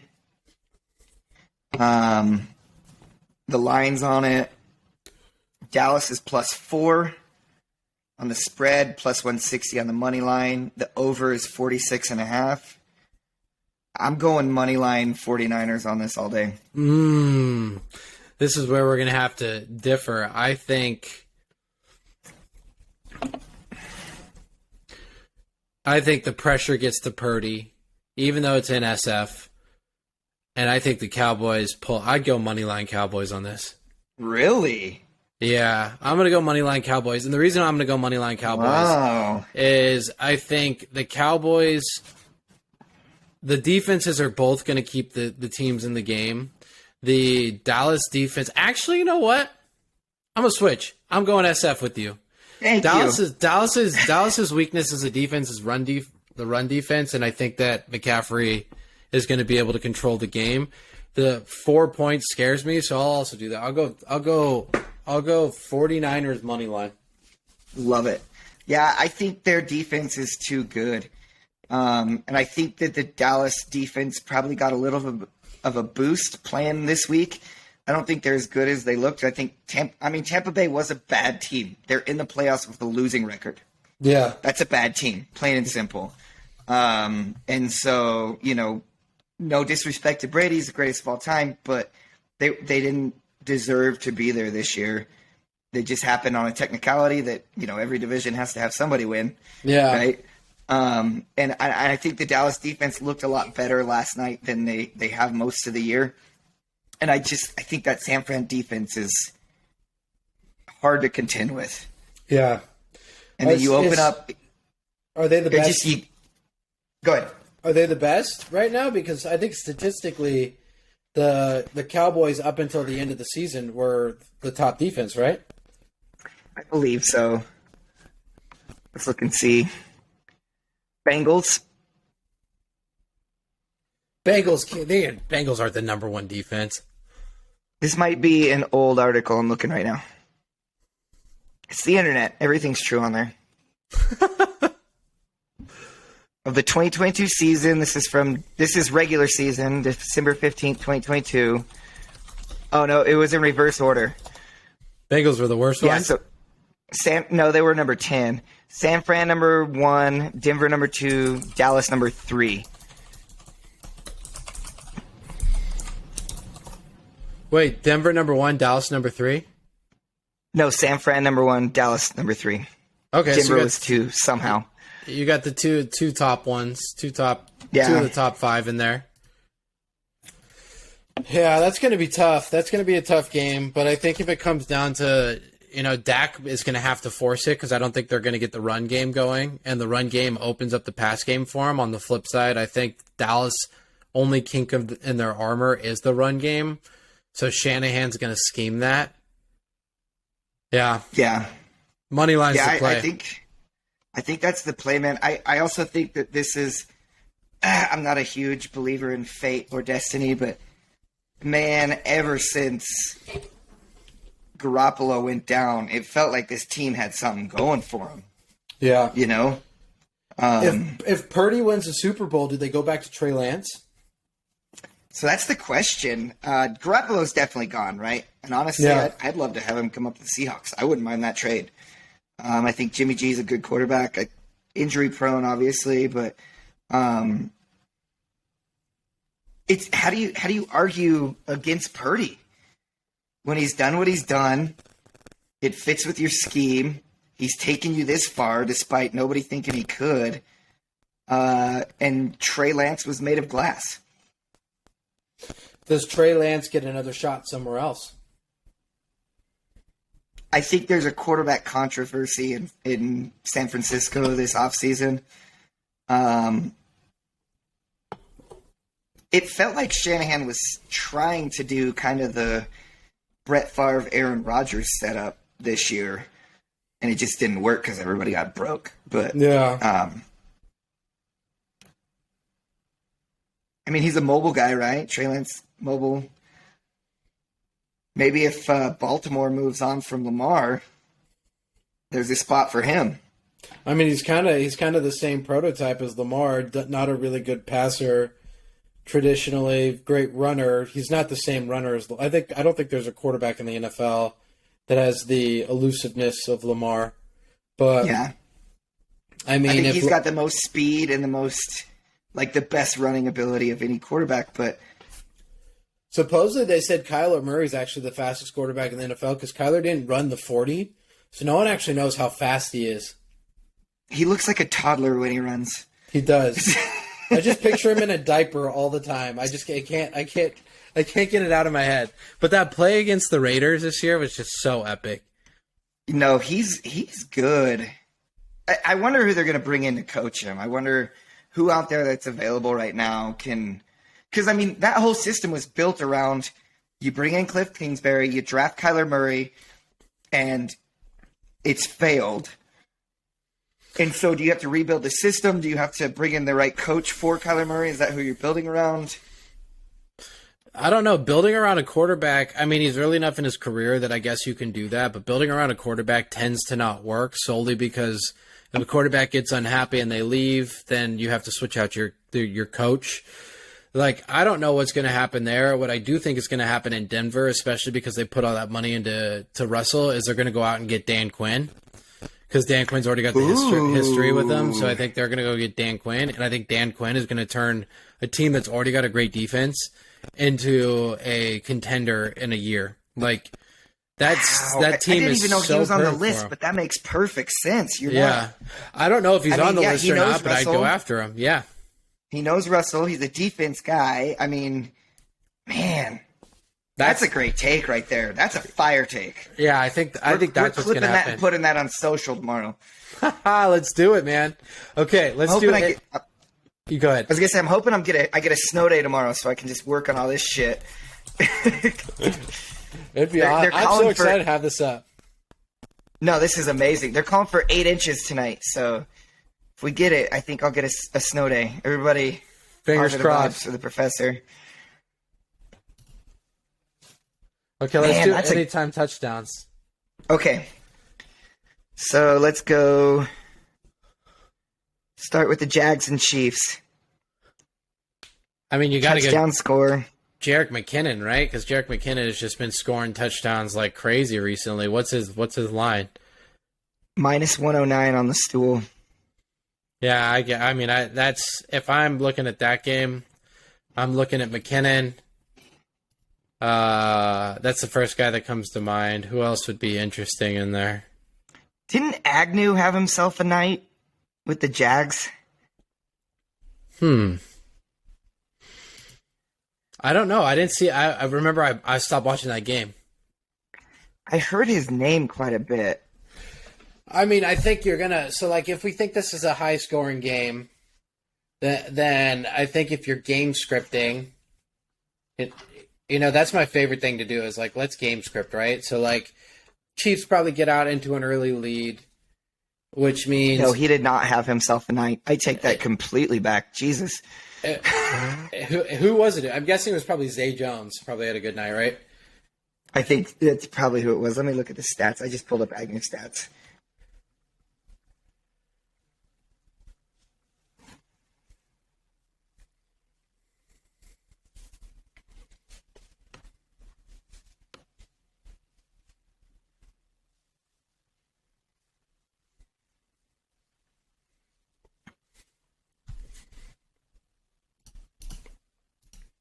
Ingram had 93 yards and a touchdown. Kirk had a touchdown. Jones had a touchdown. Other Jones had a touchdown. Ingram's been balling. Okay. Here's my hot take. From that game, I'm gonna go Kirk. I'm gonna go Kirk, McKinnon, and Kelsey for touchdowns. Ooh, I like that. That's juicy too. Yeah.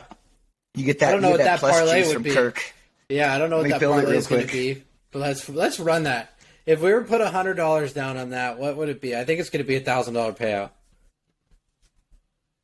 If you do 100 on that, it's a 1250. It's plus 1150. It's not a bad. You know what? I'm putting a unit on it right now. Oh, I'm doing man. it. Done. Oh. Okay. It's out there. So we got that one. What's the I next game think we're you looking get at? better juice on FanDuel too. Dude, So if you're betting, you have to have multiple books and you have to check the lines. That's the only way to be positive on it is spread your units out and have multiple books and check the lines because the lines change so frequently. yeah, I need to get a FanDuel account set up. Right now I just do Barstool and DraftKings, but have you ever bet MGM? I haven't, but they do a lot of stuff out here. I mean, Yeah. hey, look, if one of them wants to sponsor the pod, we'll be exclusive. We will. You're damn right we will. We'll keep it all together.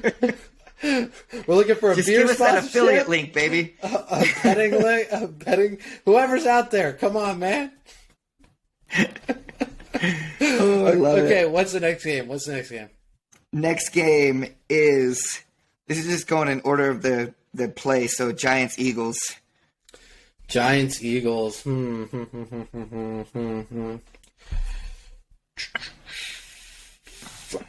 I think both of them are pretty good run defenses, if I'm correct, from a touchdown perspective. Which is good because it's, Hurts is a running Yeah. quarterback. Daniel Jones is scoring running touchdown So plus 220. oof. I mean, are we gonna look for? Are we just looking for like crazy picks? Do we want to just find crazy picks right now? No, I mean I'm just looking what's out there. Like So I think Saquon has got to be probably even. Saquon scored, I think he scored in majority of his games recently. I think he's at minus 108. So yeah, he's even. He's essentially even. Yeah, so I'd probably go Saquon over if we're trying to be safe. I'd probably go Smart. Saquon. I don't think What about Devontae Smith at plus 145? Dude, Devontae sometimes, I mean, the Slim Reaper has some games in him. I can't remember if the Giants' pass defense is all that good. I'm pulling it up really quick. Matt Breida, where did he used to play? He's at the Colts. That's what it was. So the Eagles actually give up about a touchdown a game to receivers. And Okay. that, who's interesting is Isaiah Hodgins has scored a lot recently. I bet you he's probably close to plus 200. He's plus 255. I mean, I wouldn't parlay it, but if I had to bet on like Maybe. a high guy, I'd say that'd be someone I would look at. Yeah, nothing else is super. And the Giants, so McKinney's going to end up guarding, I'm guessing is going to end up guarding AJ. So I'm still taking Devontae, AJ as the first touchdown scorer. dude, Devontae. What's Devontae? What's Devontae's He's anytime? plus 900. AJ's plus 700. But what's Devontae's anytime? Not the first touchdown. Oh, his score. anytime, it's plus money. 145. So I would probably put one on Devontae and one on Isaiah, and if you hit one of the two, you're up money. Did you see that guy, speaking of first ofs, that guy that put 40 down, I think it was like every first touchdown scorer, and he hit every single one except for Justin Jefferson, and Justin Jefferson missed it by a yard, like got tackled on the 1 yard line, and he ended up, it was 40 to win 1.2 million. It's insane. Dude. No, the biggest thing I saw from gambling this weekend was the dude who put $1.5 million on the Chargers to cover to win 11,000. What a Like, let's freaking think idiot. about just I mean, time value of money. We can That's an sit addiction. here. Yeah, we can sit here and say that, like, but I mean that was probably the most sure thing that you could have bet in that moment in time. It can be a 99.9% sure bet, but when you're staring down 1.5 mil in your pocket to win 11,000, it's not worth your time to pick up the 11,000 that you drop on the floor of the casino at that point, Yeah, right? Like, yeah. You're right. You're right, dude. You're right. painful, Yeah. painful. Okay, let's go to All the right. next game. Dude, we're almost at 2 hours. No one's listening to us I love for it. 2 hours. They're gonna listen, trust me. Bengals at Bills, anytime touchdown. Oh, man. Bengals, Bills. Diggs is at plus 102. Gosh, these are all plus money. It's because it's Ooh, probably what move on you. that now. It was probably what you were saying. I bet you they're projecting the weather to be pretty bad. I'm assuming. Yeah, so take Joe Mixon at plus 112. What's Mixon been doing from a rushing standpoint, though? Well, I don't know. You're the stats guy. Chiefs. Actually, you want to know what the best bet here is? Dawson Knox at plus 215. That's interesting. Allen has been feeding that dude. Dude, Dawson Knox is a touchdown machine. The Yeah, I'm on it. the Bengals only gave up 0.18 touchdowns to tight ends on the year, though. So on the Did flip, they play Dawson Knox this year? they didn't play Dawson Knox. That is true. They didn't play Dawson Knox. There's not really a good. I think that's why it's all plus right now. Is because Yeah, the Bills are great against tight ends. If we look at receivers, the Bills. Okay, here's something interesting. So the Bills were the third worst team on touchdown average against receivers this year. My guess is that they probably double cover Jamar Chase, and then T. Higgins is plus 150 right now. yeah, he's due for some positive regression. Like they throw to him in the end zone all the time, and he just hasn't been able to convert on it. T. Higgins might be the play on that one. I'm also wondering if Devin Singletary at plus 170 is the play. Bengals are good against the They're running good back. against the run. No, against receivers. Let me see on the running back standpoint. Devin's run, yeah. But they've got James Cook there now too, dude. So now you're double dipping a little bit. What if I do both of them? Are they both plus money? They are. Everybody's plus money in this game right now. Like, now is the time to bet it. So you got Bengals and the Bills both average less than a touchdown to a running back per game. So I don't know if you want to get in maybe on not that. then. Yeah, Damn. I think the only play is I would double dip on Tyler Boyd and T. Higgins because I bet they're both close to 2-1. Tyler Boyd is plus 310. That's what I would do. I'd double dip Tyler Boyd, T. Higgins. Not in a parlay, though, right? No. Because you're looking for one of them to hit. Both hit, great. But we know they're going to give up one touchdown to a receiver. We know Jamar Chase, they're going to game plan for Jamar Chase. They don't really have a tight end there. I think that's the play. Did it. I just did it. I trust the beard. Okay. I trust the beard. What's the last game? What do we got? What's our last one? Last game is 49ers Cowboys. Ooh. Anytime touchdown score odds. This is really interesting. So we were talking about the Cowboys. The Cowboys give up yards. They don't give up touchdowns. Only 0.33 touchdowns on average to running backs. And I know everyone's going to be on McCaffrey. So I don't think I bet you McCaffrey is not plus money, right? I don't even think I can get these odds right now, actually. I'm going to have to go to DK. They're not coming up over there. So the Cowboys are the worst. They give up, on average, the most touchdowns to receivers, 1.28 to receivers per game on the season. I think we gotta go Ayuk, dude. You think so? Yeah, and then the Niners are 28th in the league with 1 touchdown per game to receivers. Gallup's not getting another touchdown. We know that. Gallup's been trashed this year. I don't know how he caught a touchdown last year. Ayuk's at plus 220 as any time. I might go Ayuk. The only one who's negative money in this game right now is CMC at minus 165 for any time, which is not a bad bet, but I think I'd go Ayuk and CD. Lamb is plus 165. Yeah, because if I look at Cowboys, the Cowboys don't give up any touchdowns to tight ends. So it's going to be Ayuk or it's not going to be Debo because they'll game script for Debo. Yeah, I'm going both of those too. Who's the third string receiver there? It's like Jawar Jennings or something like that. That might be a good flyer. Juwan Jennings, he's plus 360. I mean, I'm not saying that's going to happen, but that might be an interesting flyer. You said not Debo, right? I mean, if you were trying to just like get, good exposure, what's Debo's? He's plus money right now, plus 130. So you can pretty much cover. It's saying on average they give 1 touchdown up to a receiver. So if you think that Jawar Jennings is not getting a touchdown, then it's got to be Debo or Ayuk. So I covered Ayuk. I'm going to go with Ayuk and Lamb. I think those are good bets. CD had a good game last night. Okay, how do you feel about the first podcast, man? Like I told you, I could do this every fucking night. I love this shit. I think I'm addicted, dude. I think it was pretty good. I'm gonna let it simmer for the night.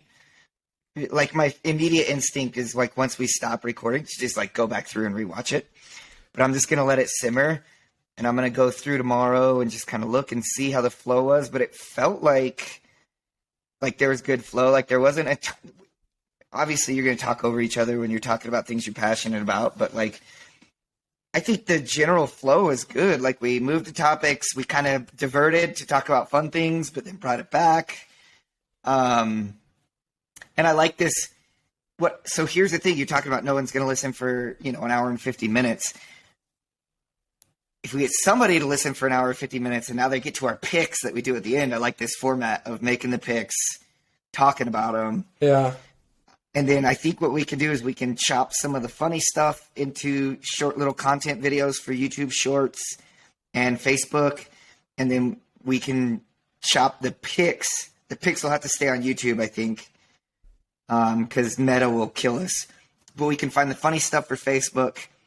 We can find kind of the engaging stuff for Facebook where we say something controversial. And then the picks we post as YouTube Shorts. And now we've got a 3-pronged strategy to grow the socials. Yeah, I literally think this might be our best content. I mean, depending on how people enjoy us, right? But I think this might be our best content strategy because, like you said, it doesn't feel like work for us. I don't know how much the editing is going to be. We have to cut all this stuff on the back end. Might as well stop recording right now. Let me see if I can.